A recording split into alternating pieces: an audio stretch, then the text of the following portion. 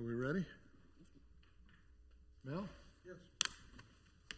Okay, I'm going to call this meeting to order. This is the November meeting. I'm hearing an echo. Is that on this? Can I turn this on? Let's see.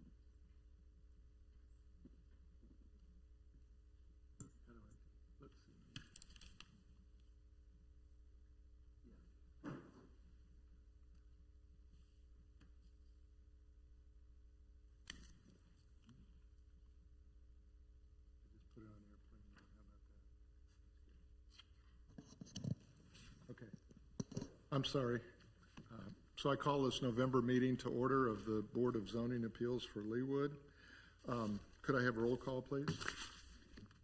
Yes, roll call. Members Penn, Here. Dirksen, Here. Peppis, Here. Dunn, Here. Farrington, Hawk, Bussing. We have a quorum. Thank you very much. We have a large agenda tonight, folks. I've got a couple of announcements before we begin. First, I'd like to congratulate our member Peppis on his election to the Leawood City Council, Ward 1. So Thank you. You'll be finishing out the year with us, I guess, but then leaving us. Yep. So congratulations. Thank you. We will Appreciate miss that. you. That's great. We do have a large agenda tonight, and for those of you who came for, if anybody's here who came for case 57-2025, which is 8200 Winonga Road. Is that correct, Travis? That's right, isn't it? Yeah. 8200 Winonga Road. That's been continued. Continued till December, is that correct? Yes, continued to the December 17th meeting. Okay. So- All right. So if anybody's here for that one, I'm just letting you know so you won't spend the evening sitting here waiting to be called and come up. We are also going to take cases 61, 62, and 63 at the beginning, which is a little bit out of order, but we have a couple of items we're dealing with here. We have one member who has to leave early, and we have one member who has a conflict on these three cases. So you want to just make your statement about them? So for the next three cases, I will be recusing myself due to a potential conflict of interest. Okay, so you don't have to go yet. We still got to do the minutes. So anyway, I forgot the minutes. Has everybody had a chance to review our minutes from last time, from October? Are there any changes? Do I have a motion to approve? I move the minutes be approved as submitted. Second. All in favor, say aye. Aye. Opposed, nay. That passes. We'll move on to our first case then. And you have, all three of these cases are the same address, 61, 62, and 63, and you're going to recuse yourself Yes, sir. from making any decisions on the case. Exactly. You're welcome to stay in the room if you'd like. All right, so I call case 61-2025, 2918 West 92nd Place, request for a variance to the maximum square footage of an accessory structure in accordance with the LDO section 16-4, 1.2 C2 in an R1 district. Does staff have a report? The applicant would like to build an architecturally attached accessory structure that is approximately 1,099 square feet in total. The 2% max of this lot is 876. A variance of approximately 223 feet or 0.7% is needed to build the structure as proposed. And is there some limit of the amount you can, on an accessory structure that this passes? Is that why it's a variance rather than an exception? That's correct. The maximum size for an accessory structure is 2% of the lot size, and this one they're proposing to be 2.7% of the lot size. Yeah, so there's kind of some funky math there, but that's... I got it. Thank you very much. Any questions for staff before we call the applicant up? And I do note for the record, as I said, all three of these first cases are the same address, so you may be feeling like you're repeating yourself, but if necessary, that's what we have to do. So is the applicant here? Come on up.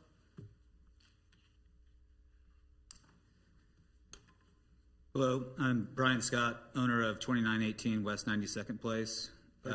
We are proposing to build a garage attached architecturally to our existing home. Travis, I don't mean to correct you, but we're proposing an 876 square foot garage,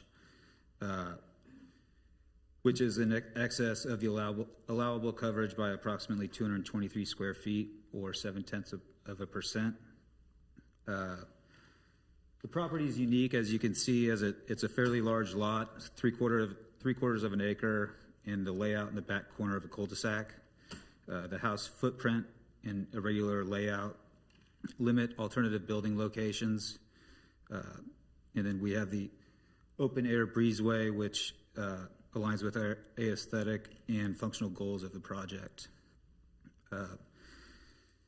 We cannot build a garage of sufficient size to accommodate additional vehicles, including a handicap van, storage needs, and modest workspace while staying within the limit.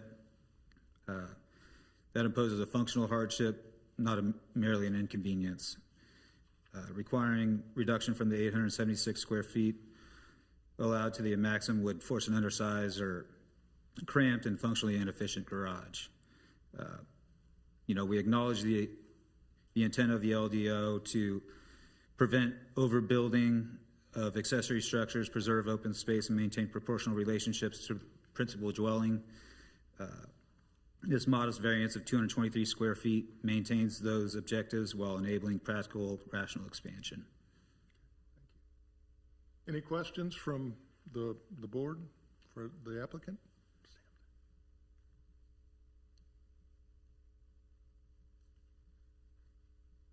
Well, I heard you mention the two criteria that are obviously difficult for us, and so I'm sure it sounds like somebody must have told you that.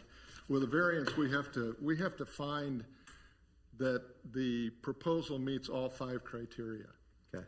And those 5 criteria include uniqueness of property and hardship, and those are the ones we struggle with.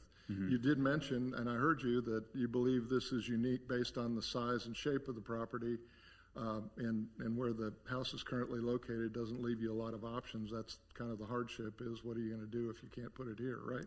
Right, exactly. So is there anything you'd like to add to your discussion of uniqueness and hardship?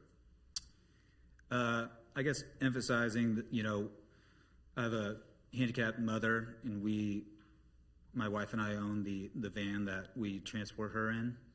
She's recently moved from one assisted living facility to another, in this new facility, although it's right down the street from us, does not have a covered garage space for her, so it's currently residing outside. So that's driving the need for it to get this project done sooner than later.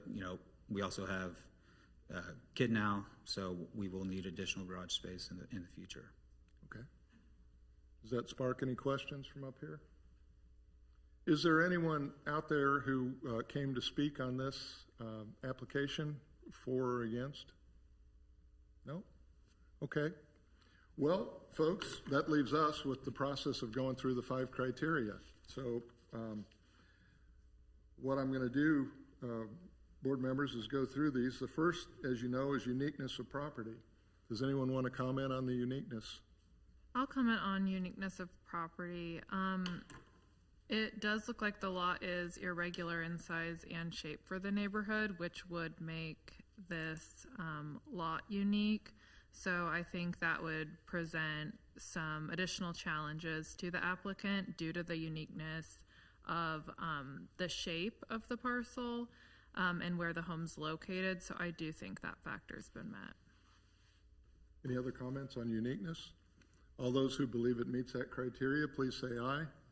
Aye. Opposed, nay. Hearing no nays, that passes. The next is rights of adjacent property owners. I assume letters went out, Travis?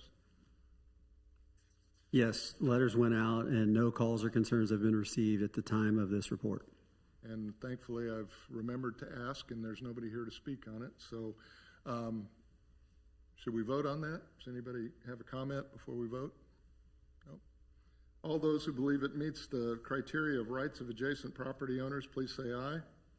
Aye. Opposed, nay. That passes. Hardship. Would anyone like to comment on the hardship criteria as it applies in this case? All right, then all those who believes it meets the hardship criteria, please say aye. Aye. Aye. Opposed, nay. Public safety and general welfare. This is the one where we're supposed to assure that it doesn't adversely affect public health, safety, morals, order, convenience, prosperity, or general welfare. And our staff points out to us the effect should be minimal. So all those who believe it's met this criteria, please say aye. Aye. Opposed, nay.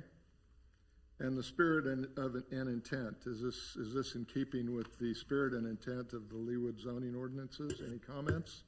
I think that the spirit and intent would be met here. All those who believe that it's met this criteria, please say aye. Aye. Opposed, nay. That passes as well. Having passed all 5 criteria, we can entertain a motion to approve case 61-2025. Mr. Chairman, case 61-2025, 4017 West 138th Terrace, request for a variance to the maximum square footage for an accessory structure in accordance with the LDO section 16-4-1.2, parentheses 2 in an R1 district. I'll move approval. Second. Have a motion and a second. All those in favor, please say aye. Aye. Opposed, nay. It passes. 1 down, 2 to go. You can stay there if you want to. Yeah. And I should point out to my fellow board members that we did get the 2 new cover pages for each one of these 3. There were a few minor changes that Travis had to make. So anyway, this is case 62-2025, 2918 West 92nd Place. Request for a variance to the maximum height of an accessory structure.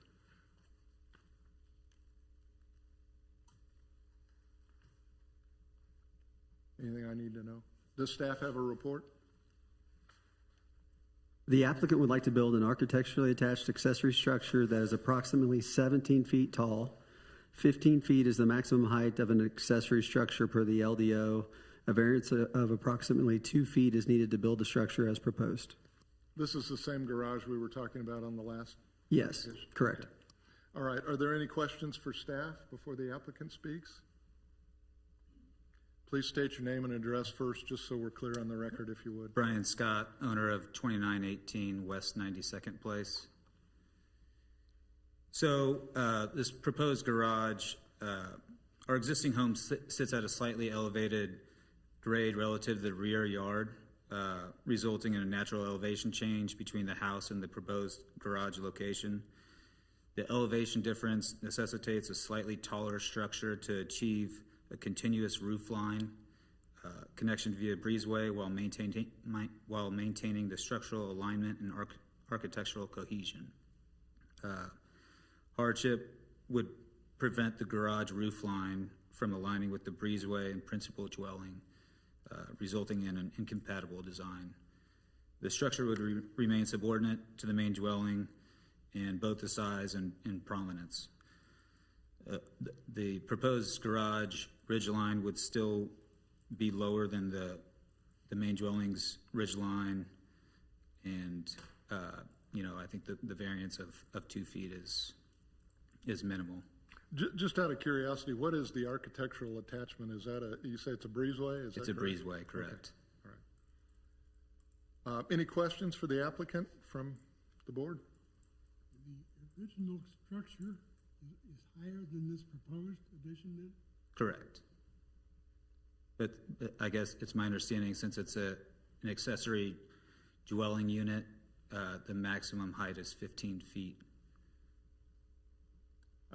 What I understood is that, Mel, is that they believe they need to raise the height of the garage just a little bit to be contiguous with the height of the house structure, since the house sits up higher. Is that correct? Correct. Okay. Does that make sense? Any other questions? Could staff elaborate a little bit on Yeah, just since it's architecturally attached, basically the LDO limits those structures to 15 feet in height. And he's asking for this architecturally attached structure to be 2 feet taller. It couldn't be a dwelling unit though. It's a garage. Yeah, so just wanted to correct that. Sorry. And for clarification, are you saying that the roof line, the top of the garage roof line, is the same height as the house roof line, or is it? You said It's lower? actually lower. It's lower. Correct. Okay. I have a follow-up question based on that. So if it's going to be lower at the proposed height, is that a substantial difference from if it was lower at your proposed height minus 2 feet and then it were compliant? Or like, is this purely based on aesthetics or is this based on function? It's to be consistent with the rest of the house. Do you know what height the rest of the house is at? I believe it's slightly more than 17 feet. Okay, thank you. Any other questions? I don't know if this one helps, but second to last page of the packet.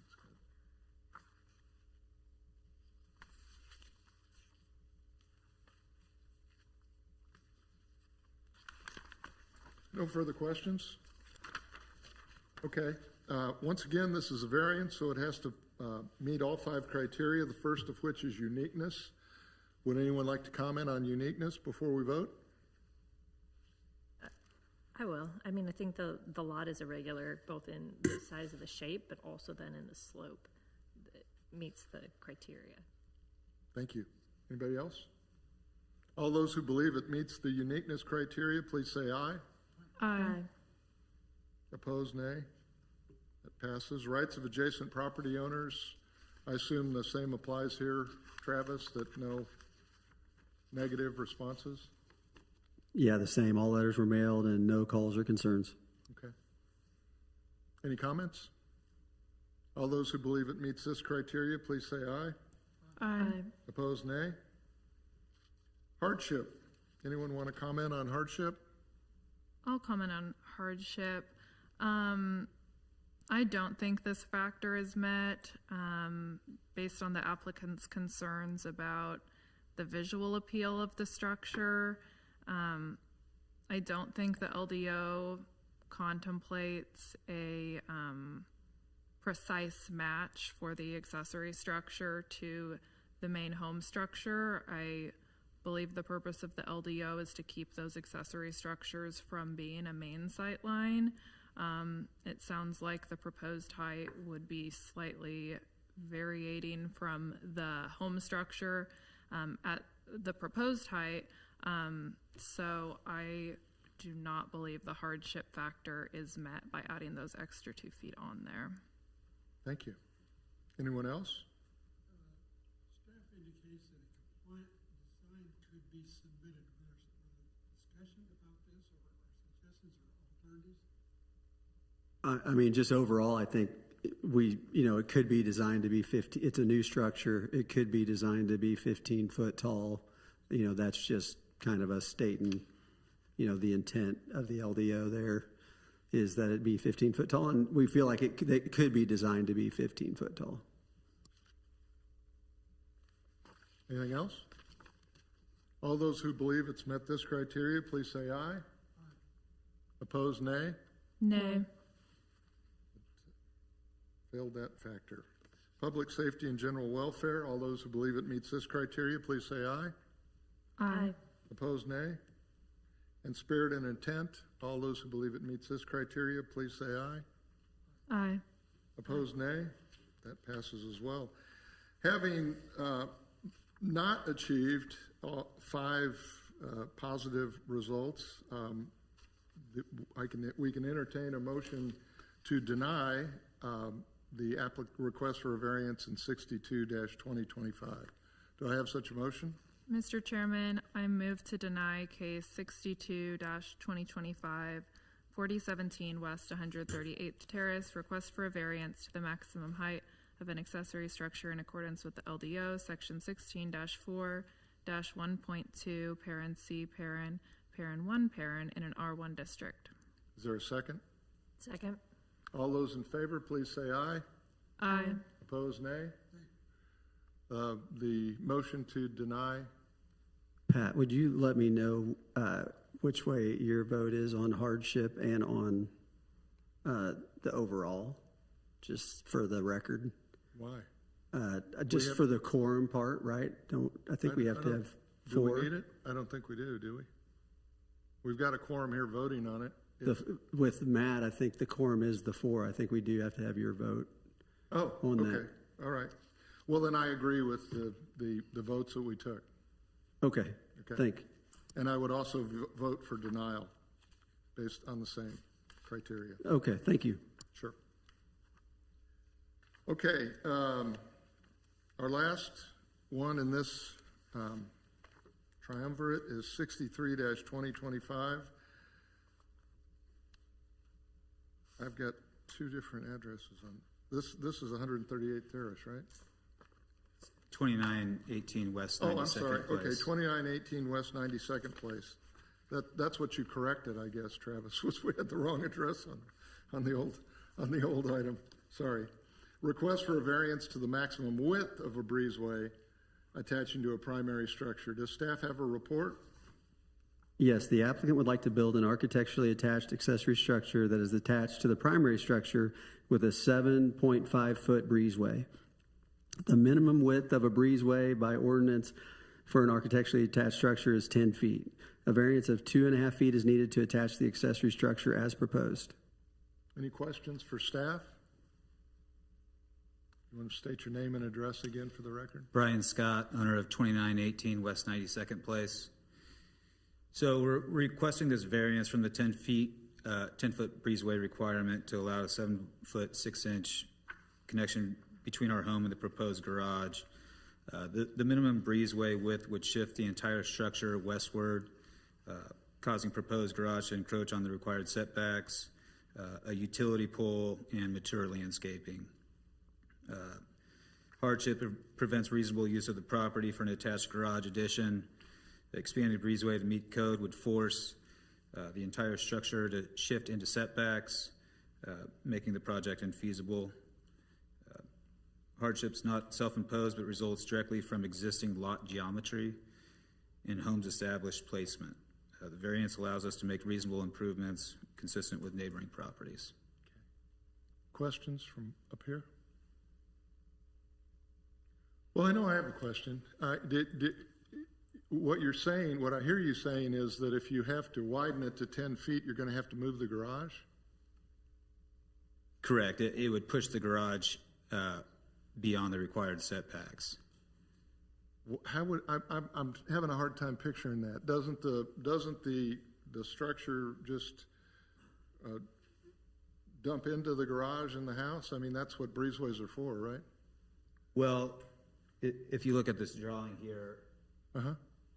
this breezeway would widen out 3 feet, so it would push this building into the required setbacks.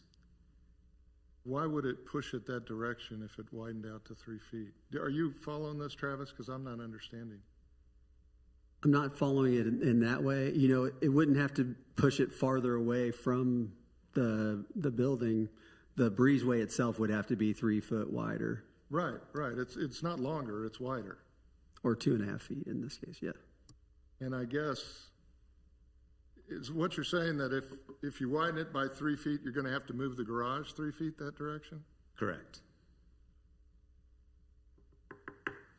Okay. Any other questions from up here? I think I have a follow-up based on that. So is there not a way to expand the part of the breezeway which is not currently touching the house or touching the proposed garage, but that's just in the middle to let it reach the desired width? I guess I don't understand why the breezeway structure can't be widened independently when the garage doesn't exist yet.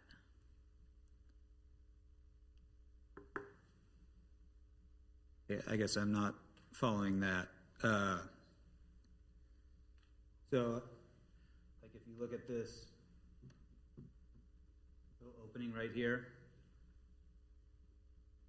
that's 7.5 feet wide, and the requirement is that it's 10 feet wide. So if we extend that another 2.5 feet, all of a sudden this structure gets pushed westward. But once again, I think you're looking at the length of the breezeway, not the width, aren't you?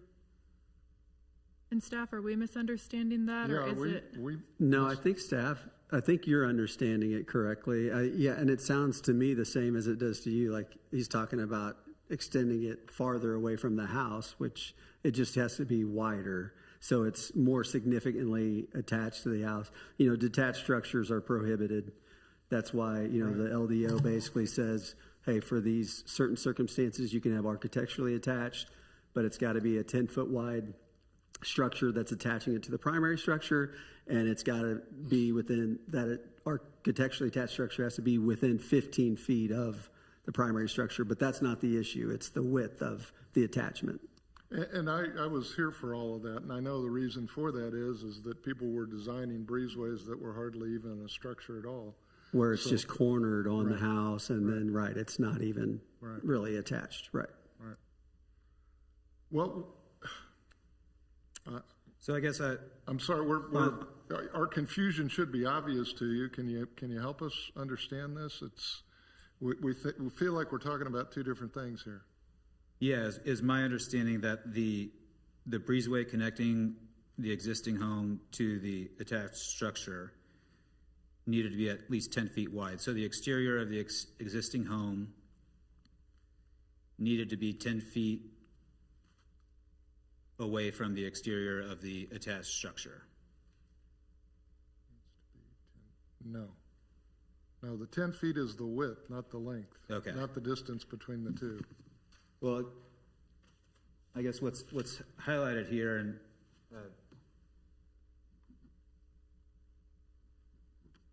There you so go. that needs to be 10 feet. 10 feet wide. Yeah, I mean, this was highlighted, and that was my interpretation. I didn't highlight that. Okay. I guess I'd like to look at the ordinance to. You're welcome to withdraw this and bring it back, isn't he, Travis? So we can do that, can't we? You might want to request to continue Request for a and then continuance, right. he could withdraw if he determined Yeah. that he could redesign or move forward. I don't know what the best course would be there. He gave me the proper language there. The proper thing to do would be, if you're confused about this now and would like to go back and relook at it before we make a decision on it, you're welcome to ask for a continuance, and I think the board would probably grant you that continuance, so you could bring it back Okay. next time. Would you like to do that? Yes, please. Okay. All those in favor of granting a continuance until the next meeting on this case, please say aye. Aye. Opposed, nay. That passes. Thank you, sir. We'll see you Great. next. Thank We'll you. see you next time.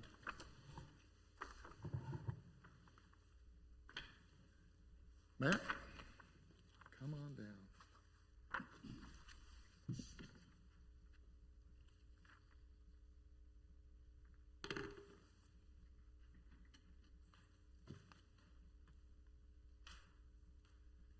Okay, our next case is 55-2025, 2906 West 92nd Place, request for an exception to the maximum allowable square footage on a lot in accordance with the LDO as stated. Does staff have a report? The applicant is proposing a tear-down rebuild that will total 4,744 square feet.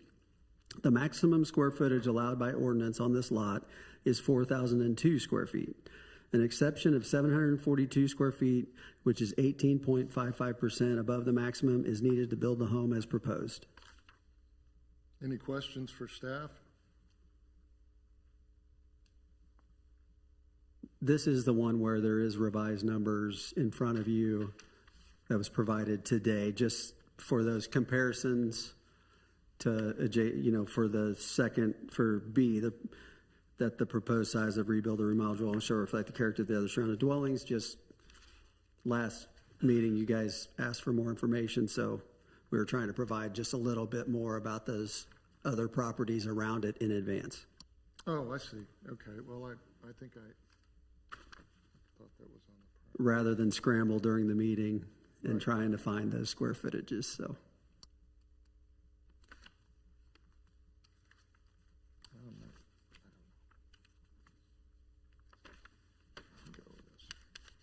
All right, is the applicant here?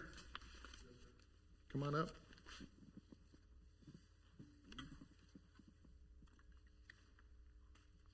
Would you state your name and address for the record, please? Michael Smith, the owner of 2906 West 92nd Place. Thank you. You may present your case, sir. The application here is fairly typical for the new tear down and new builds in the past in the neighborhood and in the Leawood area there.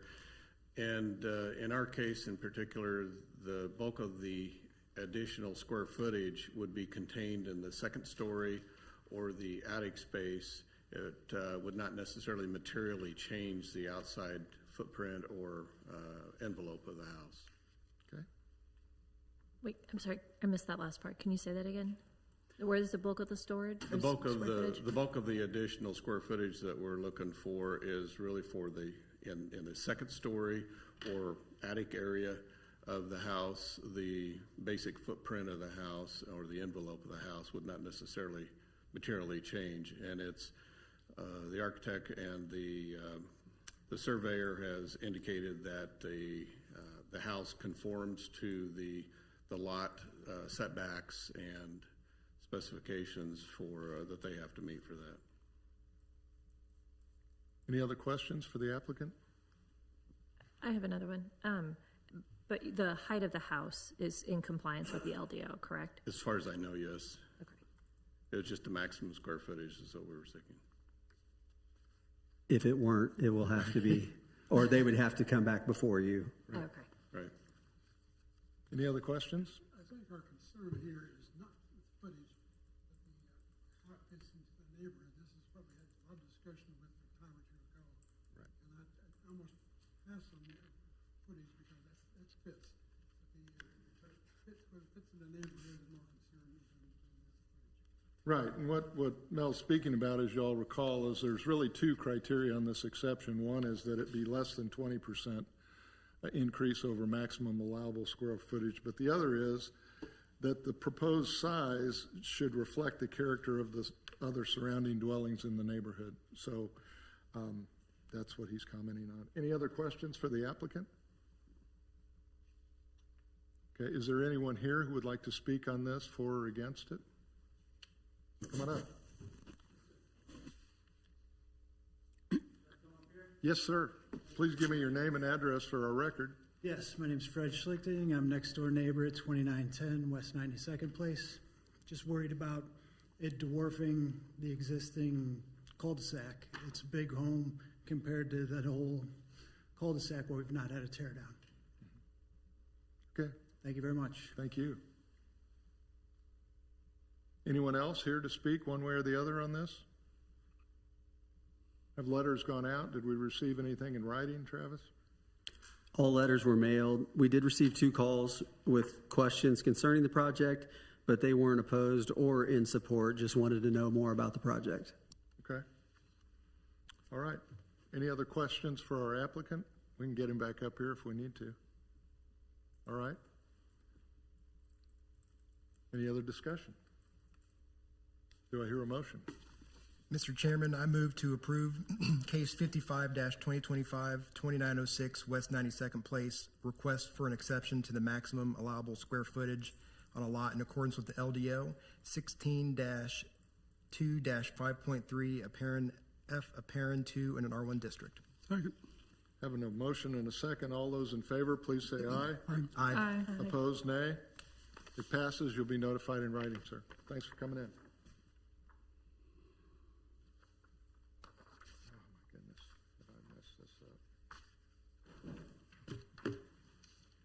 Okay. Sorry. Our next case is 56-2025, 8017 Meadow Lane. Request for a variance to the placement of a permanently installed generator. Does staff have a report? The applicant has proposed to place a permanently installed generator 12 feet from the side yard property line of the home. The side yard setback for this lot is 15 feet. A variance of 3 feet is needed to place a generator where proposed. Any questions for staff? Okay. I noticed the use of permanently installed generator. Is there such a thing as a temporarily installed one? Not, no, it couldn't be permanent, it would have to be a permanently installed generator to be outside, or it'd be an illegal nuisance, yeah. Just curious. Okay. All right. Let's see. Is the applicant here? Would you please come up?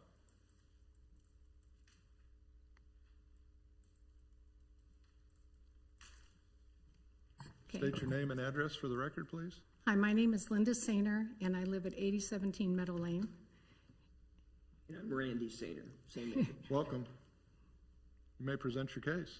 Okay, so we're asking for this variance because the place where we want to place the generator is the least obtrusive in our entire yard, and will have to remove a crepe myrtle in order to fit it into that space.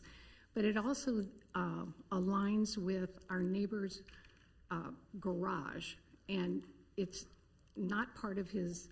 It's a solid wall there, and if we cannot put it in this space, then we're going to have to move it further into the backyard, which is going to stick out further from the house, and then it will not only be visible to all the surrounding houses because we live on a cul-de-sac. And so the shape of our lot, since we live on a cul-de-sac, is a pie shape. And unfortunately, had the line been straight, we wouldn't be here asking for a variance.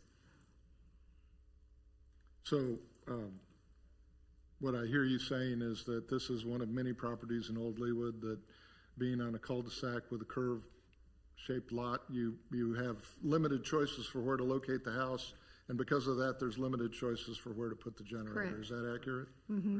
Okay.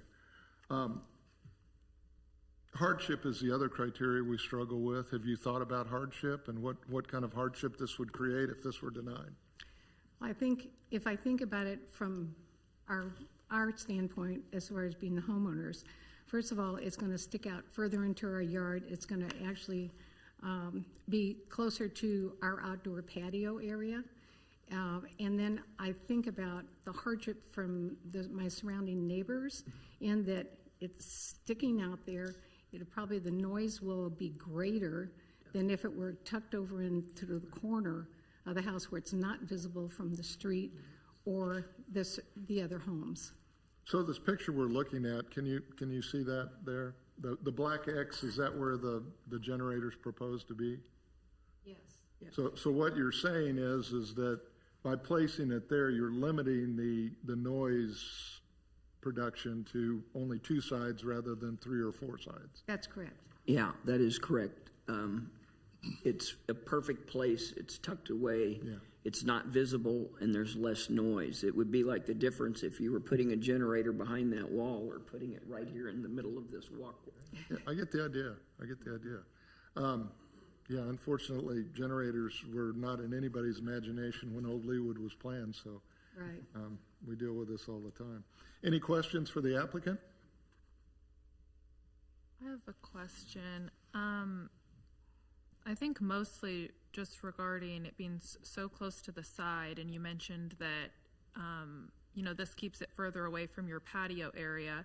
I guess my main concern would be, shifting any noise issues away from your patio area, which of course is desirable, but pushing that off to the neighbors instead would be my biggest concern. My next door neighbor, I've talked to him, and he submitted a letter saying that he doesn't have a problem with it. And he has shrubbery that's surrounding his patio, and we have shrubbery that extends almost clear up to the edge of the fence that would abate any kind of noise from that. It's actually more ideal for him because it's on the side where the garage and the whole wall.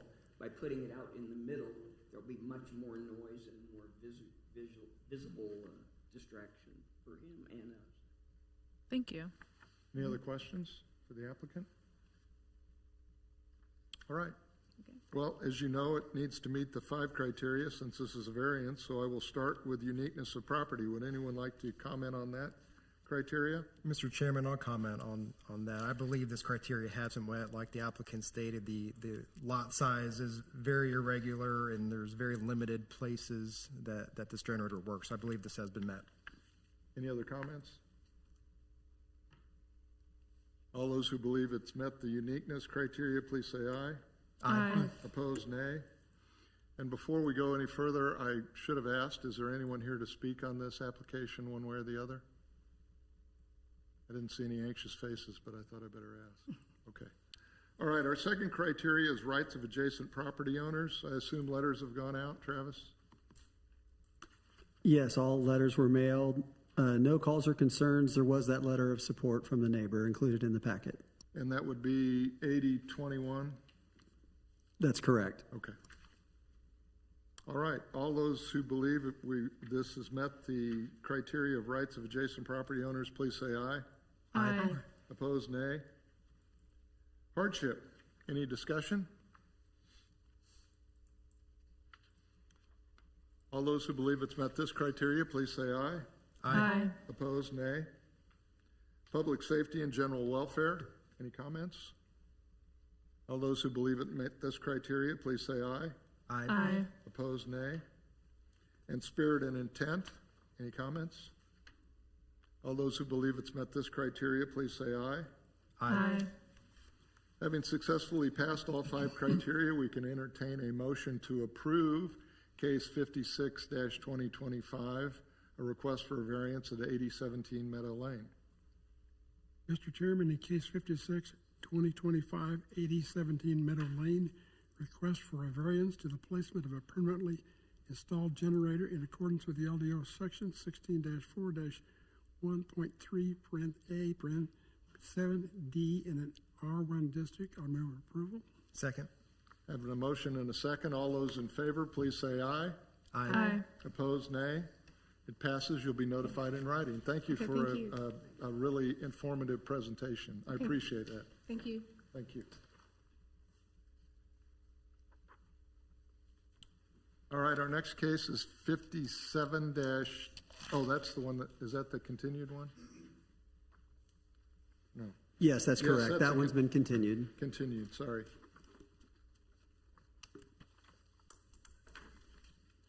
So that means our next case is 58-2025, 14108 Windsor Drive, request for a variance to the rear yard setback. Does staff have a report? The applicant has proposed a pool cabana that will be placed 53.765 feet from the rear of the property. The rear yard setback for this lot is 106.932 feet. A variance of 53.167 feet is needed to build the cabana as proposed. Any questions for staff?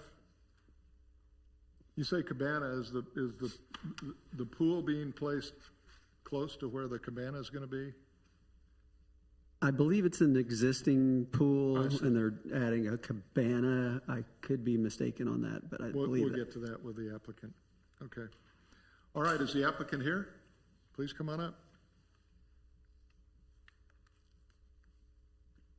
Corbin Turlip, 14108 Windsor Drive. Weston Coble, ESC Architects. You may present your case. Yep. So we're wanting to construct a pool cabana in our backyard. We have 3 small children, 1, 3, and 6 years old. We kind of got spoiled with the current HOA that we have. We have like a pool that's not in our backyard that is safe to where we gated around. So we are wanting to ultimately put the pool and the pool house as far away as possible as we can from our house, just to protect our young children. The other reasoning for having the cabana back there is it gives us direct visualization from the back of our house to the pool without the cabana being in the way. Our house currently is quite a way set back from the front front setback to where it really doesn't leave us any room. And the last thing I want is to be able to have my kids walk right out and walk into a pool area. So the goal here is to get the pool house as far away from the house along with the pool and have that gated in. Also, my family members, my mother and my father-in-law both have skin cancer, so I do want to have a cabana area for them to be out of the sun. No. Okay, any questions for the applicant?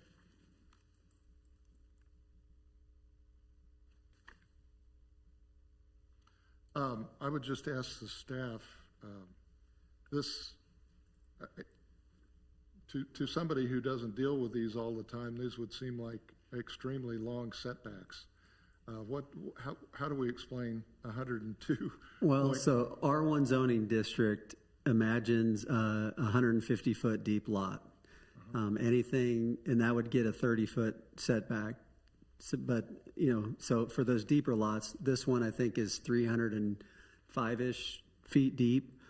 You take the overage of 150 times that by 0.7, it can end up being a pretty big number, as you can see, for the rear setback. Sure.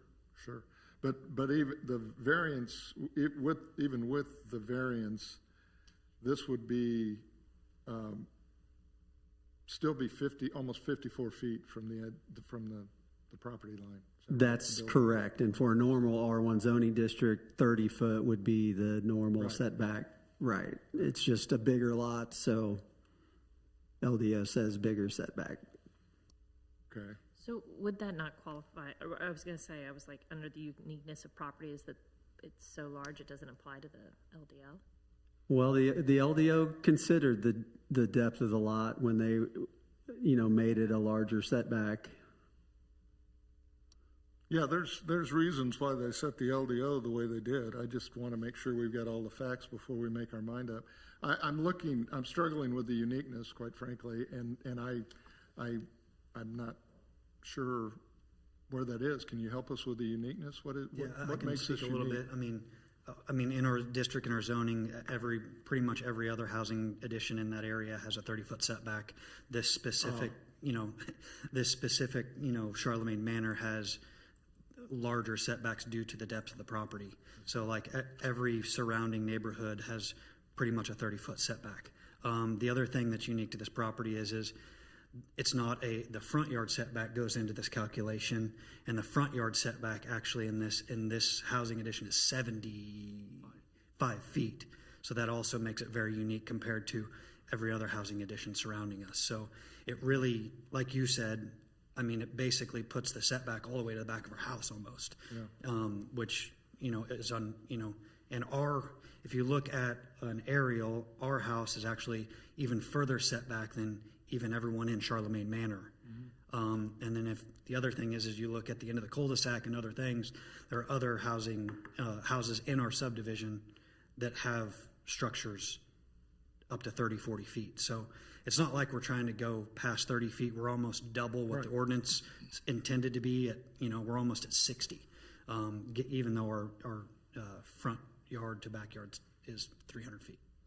So you're the largest lot in this area? Is that fair to say?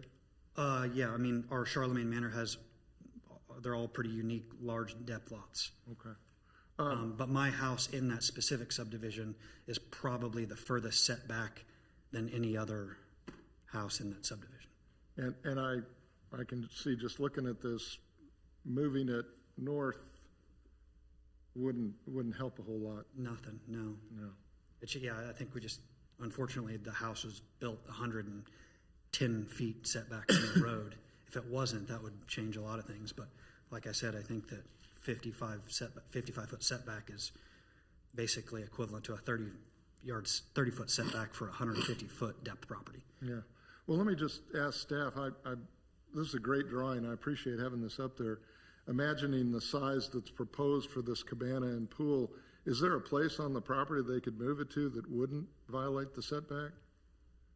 You can see that dotted line running through there. There is places that they probably physically could put it, with it being a lot closer to the home, which the applicants described as being undesirable, given that they want some separation of just the pool and that stuff. So, I mean, there are places where it could be physically put. It's I don't think if it was put in those, I think to answer your question, the hardship would be the house it's an existing home. We didn't have designed to place everything where we would ideally maybe want to place it if we were starting from scratch and designing. And so, obviously to the top of the sheet on the page, there's a lot of open space. It's just not in a desirable location where, it would be completely to the side of the yard, unvisible from the back of the home. It'd be hard to supervise children from there. And I can speak to that. My main goal with everything with the pool, I won't even put in a pool if I can't make sure that it's completely far away from the house and I have good visualization. Like I told my kids, like I'm not building a pool unless I can make sure that I can see you. And I'm kind of like anxious person about pools in general. But if you look on this area right here, I guess that's where like the patio and the kitchen and the direct visualization is straight through to the pool. Like I wanted the pool to be as far away from the house, but with the most amount of windows out of my house to be able to see what's going on. I've also looked at installing cameras and safety is my biggest concern here. Right. As is probably obvious to you, our job is to make sure that it meets the criteria of our zoning laws. It isn't whether we think it's a good plan or not.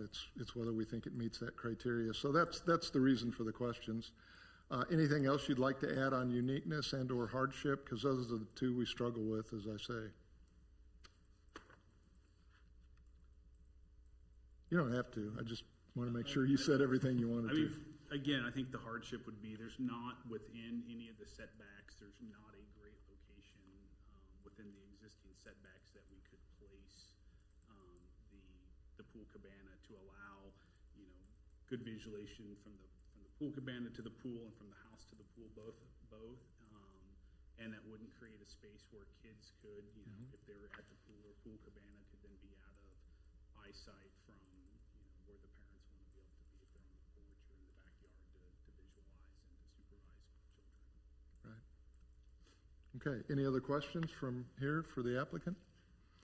All right. Then, as I've stated, this is a variance, so we have to go through the 5 criteria, the first of which is uniqueness of property. Does anyone want to comment on this?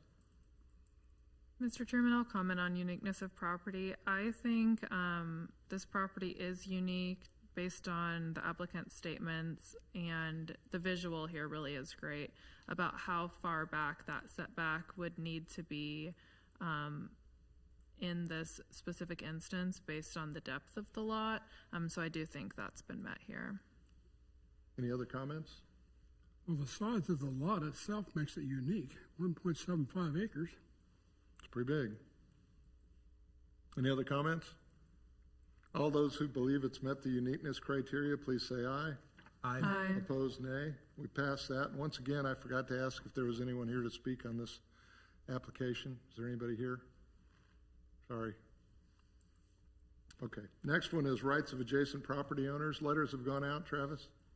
All letters were mailed. No calls or concerns were expressed. Very good. All those who believe it's met the rights of adjacent property owners criteria, please say aye. Aye. Aye. Opposed, nay. Hardship. Anyone want to speak on this?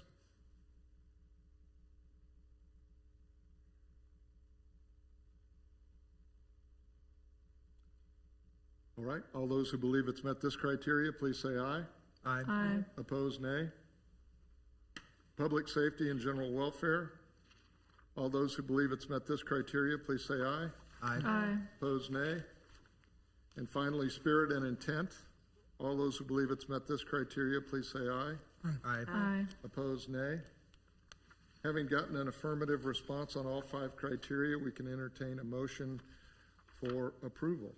Mr. Chairman, I move to approve case 58-2025 14108 Windsor Drive, request for a variance to the rear yard setback in accordance with the LDO, section 16-2-5.3, apparent D apparent in an R1 district.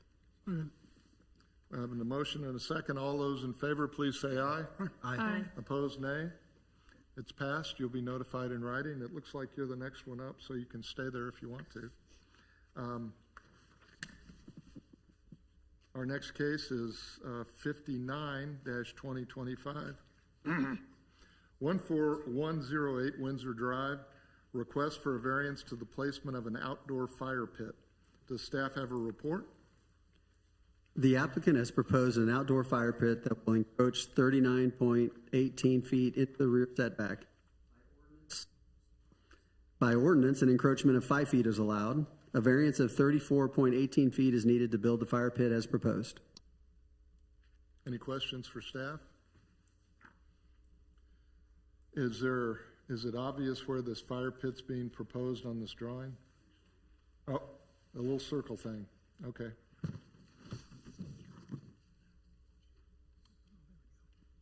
Okay.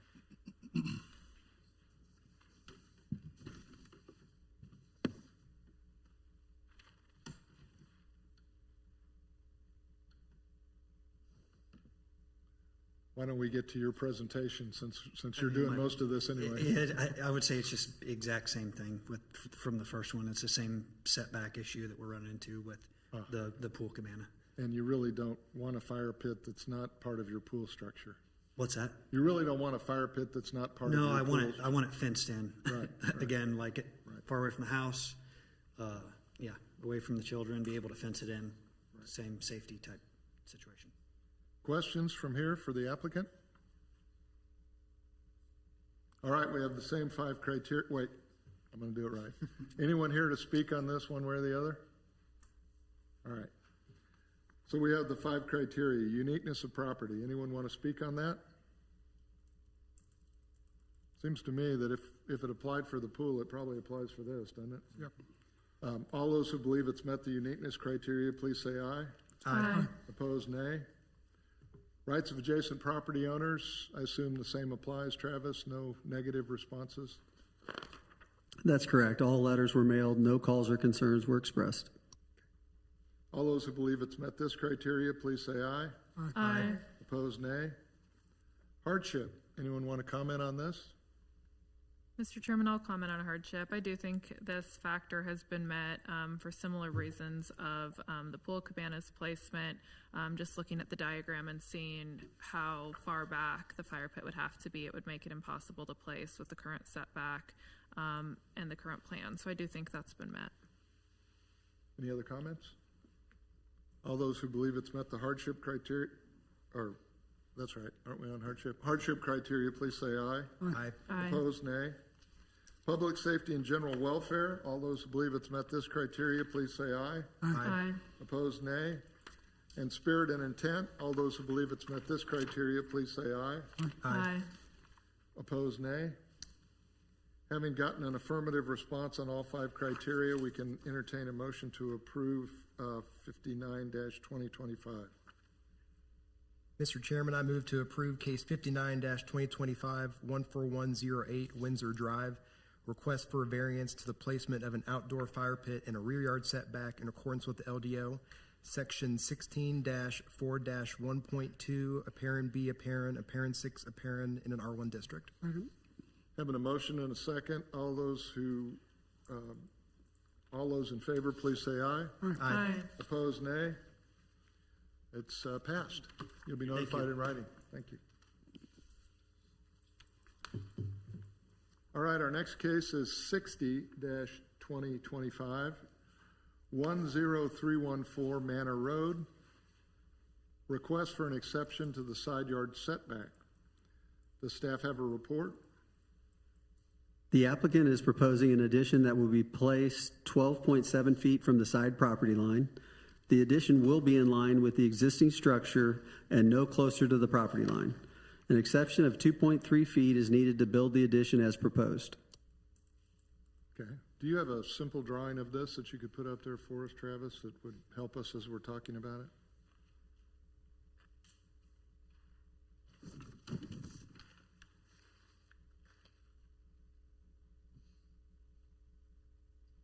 So what does the yellow mean? Is that the addition? That's correct. That's the addition. And then the highlighted existing setback of 12.7 feet is shown, as well as the proposed setback for the addition of 12.7 feet.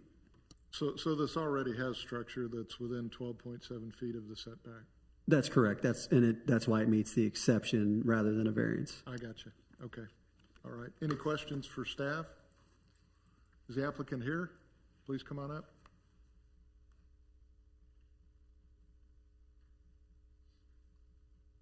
Good evening. My name is Jeff Schinkel. I'm the architect representing the homeowners.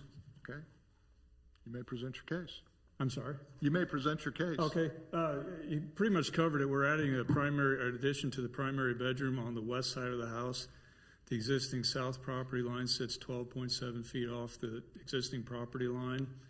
We're going to maintain that face of the building to the west at 12.7 feet, extending it out approximately 17 feet for roughly 272 square foot addition.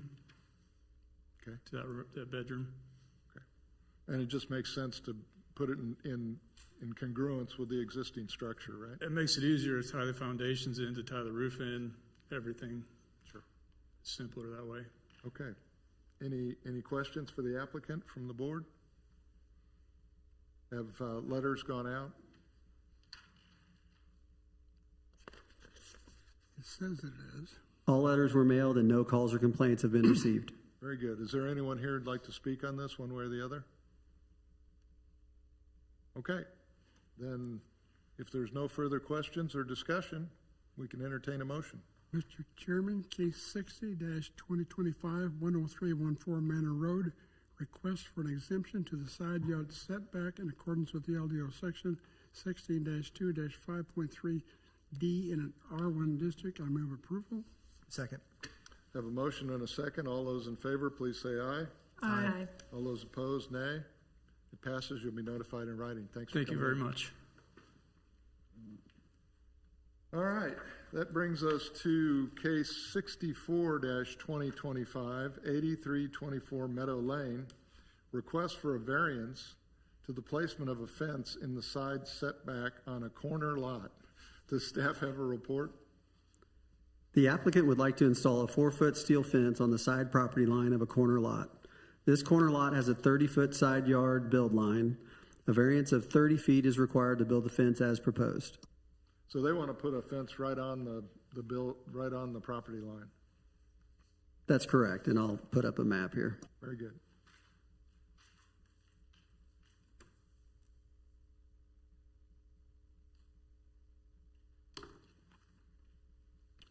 We have seen this case before, We have? but not for this request. Okay.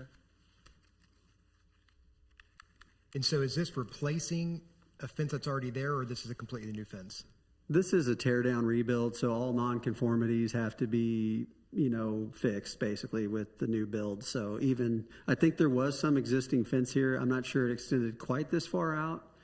But there was an existing fence that was into the corner lot side setback. But again, tear down rebuild, all nonconformities have to be addressed with that.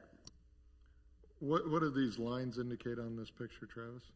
The red line is the proposed location of the fence. Okay. And the yellow line is the property line. Is that the built that? Let me take a look at that because it doesn't extend all the way per that one, but let me see the one in our packet.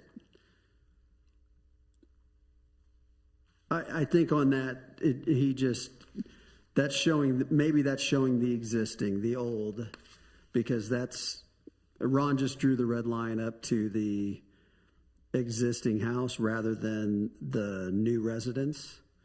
So that line would extend a little further. I'll draw it in. But what is the yellow line? Is that what the setback is? That's correct. That's where a fence could go, is that 30-foot corner lot side build line. So to put a fence on within the existing setback, they'd have to build it through the house? Close. No, the house wouldn't be beyond the corner lot side setback. Oh, okay. That's showing the existing house. Oh, So I the see, existing I house see. was built into the setback. The new house conforms. The garage I get it. there with the 933.5, you can see is right up against the 30-foot setback, which is not unusual. Not unusual, no. Okay. Any other questions for staff? The description shows steel fence. I assume that's wrought iron. Yeah, that'd be wrought iron or aluminum to have the appearance of wrought iron is what the ordinance would allow, yeah. Any other questions for staff? Is the applicant here? Come on up.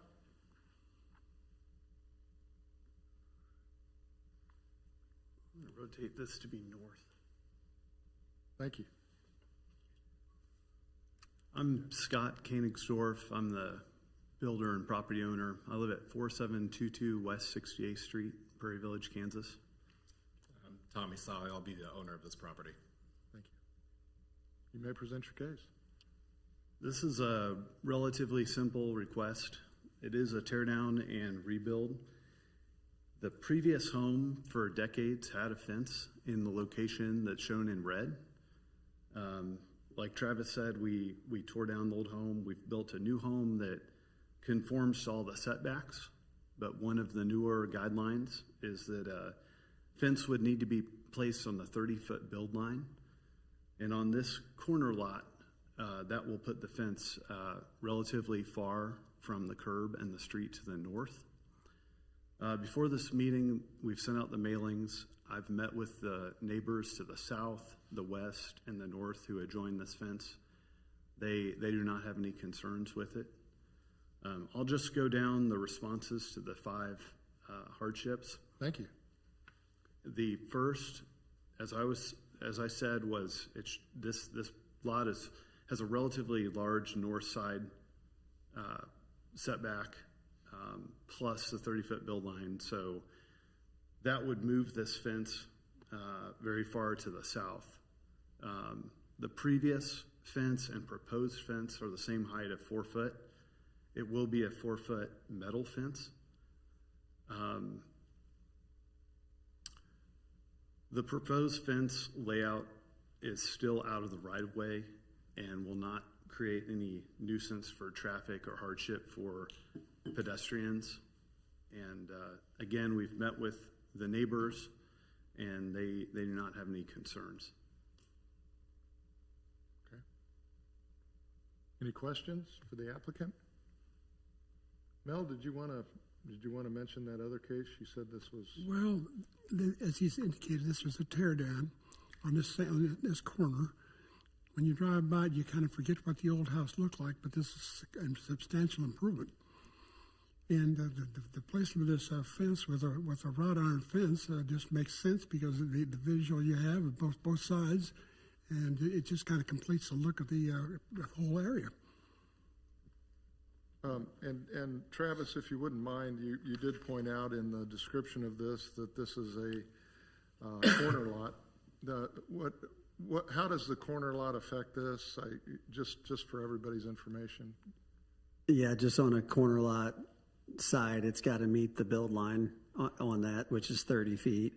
An interior lot can go all the way to the property line. You know, it doesn't. So you end up with kind of 2 front setbacks a little bit on a corner lot. So that you basically have 2 front yards you have to deal with. Correct. Okay. And this is one of them, I assume. Yes, a corner lot. Yep. Yeah. Okay. All right. Any other questions for staff or the applicant? Well, we have to go through the criteria, the first of which, did anyone come to speak on this one way or the other? Come on up, sir.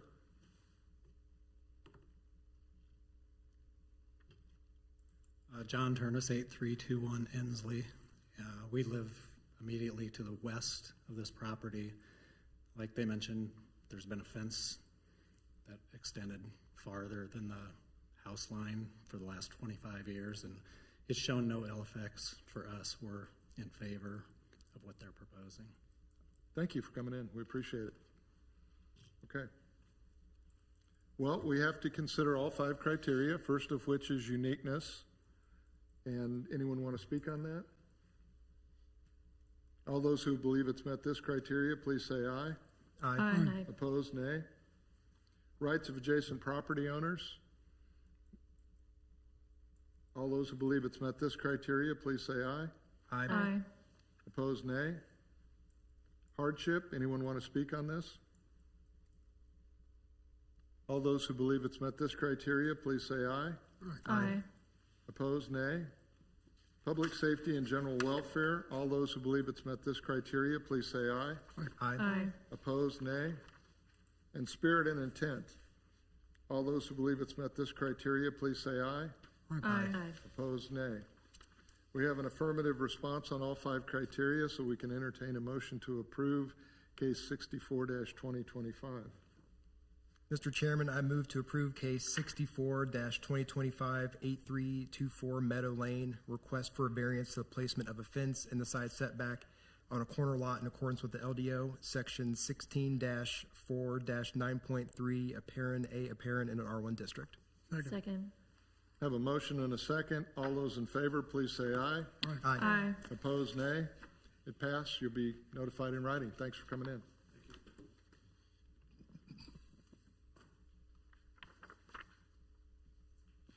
Jacqueline, how we doing? Good. Okay. Still here. All right, our next case is 65-2025, 2819 West 89th Street. Request for a variance to a side setback. Does staff have a report? The applicant has proposed a tear-down rebuild with the home placed 11 feet from the west side property line. The side yard setback is 15 feet. A variance of 4 feet is needed to build the home as proposed. Any questions for staff? You have one of those simple drawings you can put up there? I'm looking for that. I'm not sure Ron put the most updated one, but the applicant just sent one today. That's probably the best plan to put up. So hopefully they have a copy. Yeah, I'll ask them when they get up here. Is the applicant here? Come on up. This is two requests, one to consider a setback on one side and then one to consider the setback encroachment on the other side. So that's the 2 cases. So one's on the west side, one's on the east. Okay. That's what the additional document that we have up here goes with these 2 cases? Correct. Okay. Which additional? It was. Okay. All right. So, please state your name and address for the record. Caleb George, Chris George Holmes, representing the owners. Allie and Jeremy Sharp. Welcome. You may present your case. Yeah, Allie and Jeremy have designed a home they love to build on this property. The lot is it's a very big lot, 18,000 square feet, 18,234, but it is narrow for how large it is. It is 90 feet wide, which by current setback restrictions would only allow for a 60-foot build line.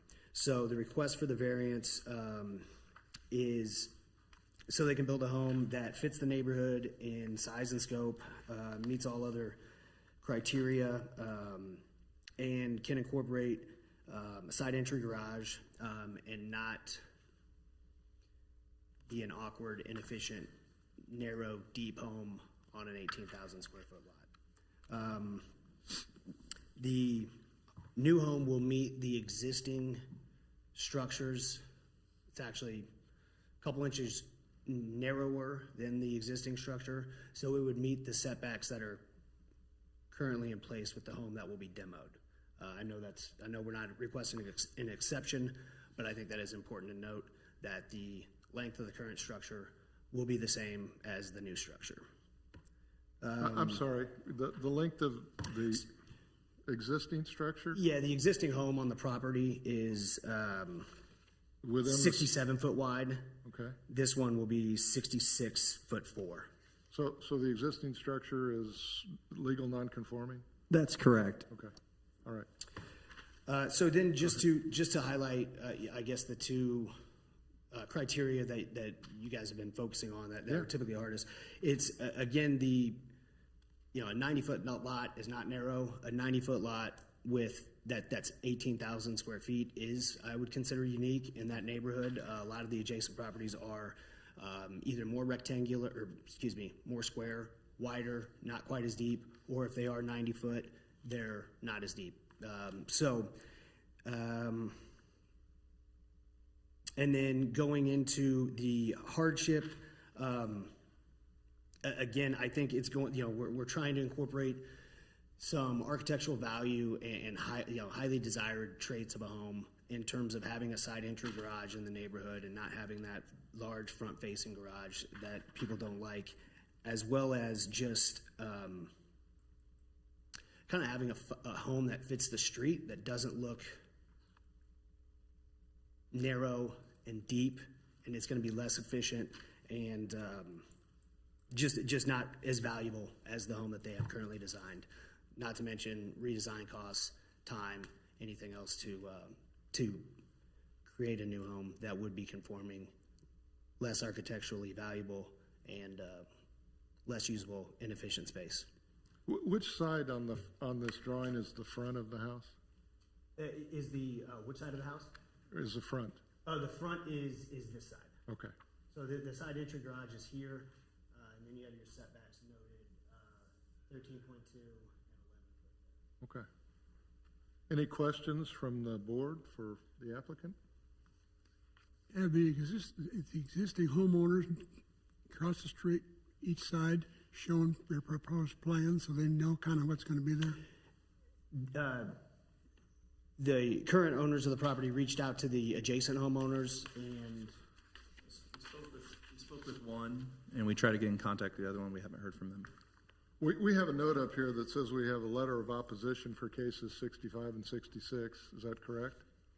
That's correct. All letters were mailed. We received one call and email from the same individual in opposition of the request, and you all should have a copy of this email.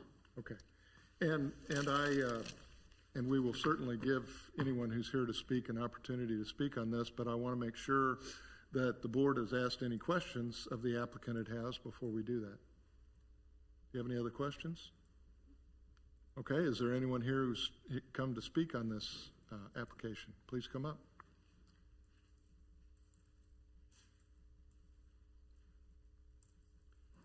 If you'd give me your name and address for the record, I'd appreciate it. My name is Thomas Soxie, 5612 West 125th Street, Overland Park.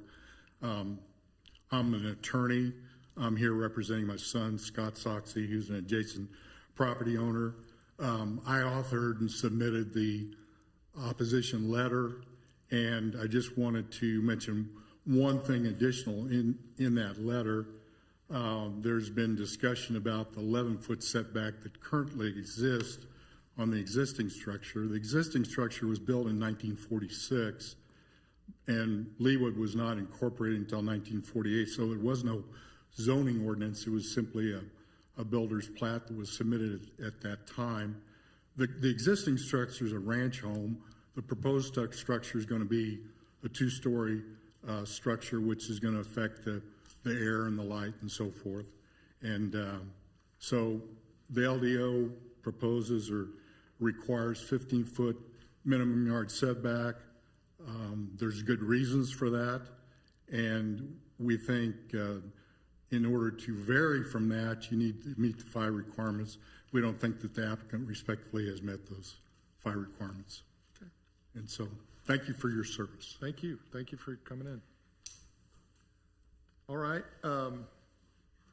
Any questions for anyone from the board?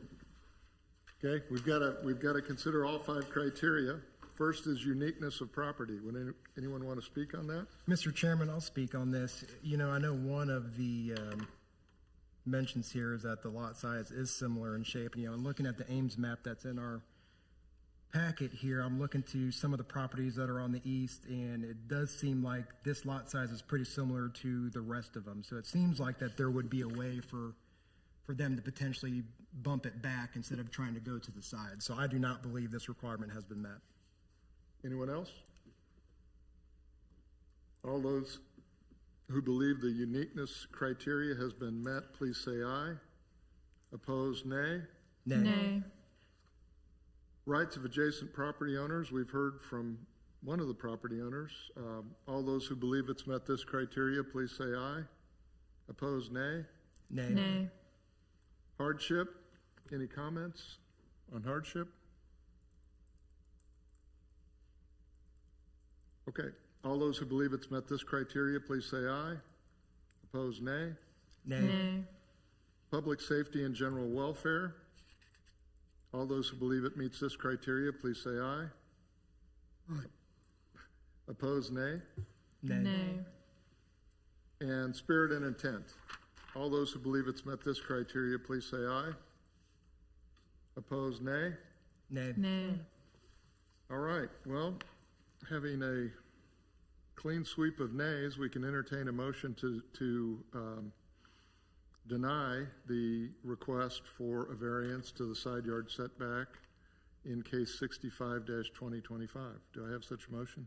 Mr. Chairman, I move to deny case 65-2025, 2819 West 89th Street, request for a variance to the side setback in accordance with the LDO, section 16-2-5.3, apparent D, apparent in an R1 district. Is there a second? Second. Having a motion and a second, all those in favor, please say aye. Aye. Oh, sorry, aye. Opposed, nay. Also stuck in the middle, sorry. Well, I'm a little at a loss here. That's obviously the applicant has left without hearing the second case. Can we go ahead and hear the second case, whether they're here or not? They walked out. Kelsey may be on. Kelsey, what's appropriate here to just probably hear and go through a vote? Yeah, hi, I'm here. Typically, the applicant needs to be there for the case to be heard, otherwise we continue them. So I don't know if they left because they're withdrawing it. I couldn't see the chambers on my screen. It may, Kelsey, it may have been just a misunderstanding. They may have thought that this vote controlled both cases, but frankly, they were out the front door before I had a chance to say anything. Maybe to be safe, let's just continue it. And then Travis, if you or Ron could maybe contact them and see if they're wanting to just withdraw that case or have it heard at the next meeting. Yeah, that can be done, and it would just be shown on the report if they wanted to withdraw. That's probably the safest approach. Yeah. Clarification, was the first case on 11 foot and the second case the 13.2 foot? Yes. Thanks, Matt. All All right, well then I think I need a motion to continue case 66-2025. Second. All in favor, say aye. Aye. Aye. Opposed, nay. Okay, we're continued. You need to go. Okay, very good. That's the first. All right. Yeah, that I don't think that's happened before. Anyway, well, that's all we have on the agenda. Do I have a motion to adjourn? So moved. Great, let's be adjourned. Thank you.